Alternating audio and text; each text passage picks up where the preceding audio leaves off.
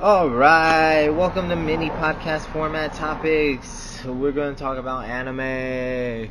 I've been watching the new JoJo's, and it's pretty cool, not as good as Jotaro. And I'm always comparing something to everything, because you have to speak about it relatively. Alright, or you don't have to, because if I speak about JoJo's, like JoJo in a capsule, right? You have the first part, very stereotypical, perfectly adaptable into a movie, because it hits all the beats. Most of it you can cut out, like that'd be amazing. It's when you get into the more advanced ones, because the second one where he's able to do the clock stop, or the world clock, the world time, and then the one after that, and then this one's a TV show. Let's get that straight. It's no movie thingy anymore. This one's a straight TV show, and I did the structure of them all, except the first one has been sort of a TV show. Well, I take that back, because the second one, what was it? I think it was not. This one's Golden Wind. The one before that's like Stardust Journeys or something like that. But you know where the back half of his hat is missing. The lead character, man. Like that shit was so good. So good. And they're just trying to like replicate that sort of scenario, but this time do it in Italy and freaking Europe, and you got that European like swag going on.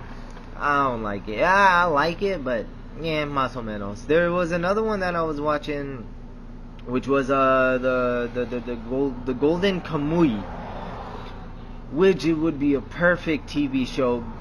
Oh man, what do I even say? It's about just fucking savage, set in like the mountains in Japan during the technological revolution. I'm not sure what the word for, or what they call it, was when the outside countries were able to like influence, started getting, you know, some regional controls. They ended the empire, or it was the end of the Japanese empire, or the emperor, and that sort of feudal lord system where you had warlords and everything, and they brought it into a more modern sort of democracy, trying to manage the new global economy.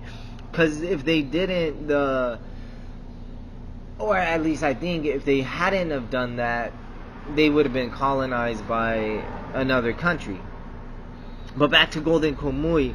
So you have that setting, right, in the mountains. So you had like some people that were natural to the mountains. They were survivors or inhabitants of the mountains, so they were cultured in the wildlife, you know, sort of how Native Americans or any like more tribal culture. It was a more tribal culture.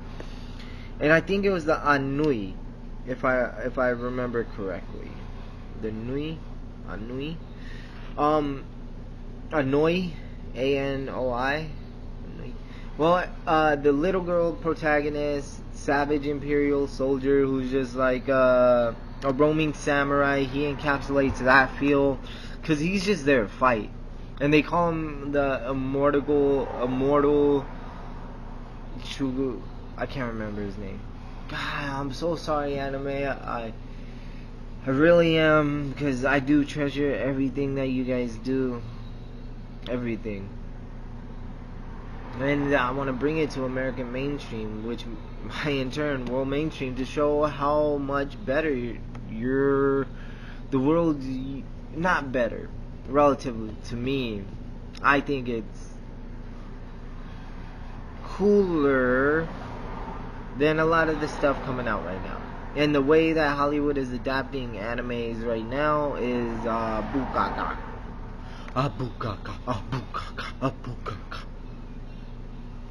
And give that one a watch. That one's really good. They ended it on the first season. It went up to 24 episodes on Crunchyroll. Proud sponsor. Yeah, watch it. Some good shit. Good shit.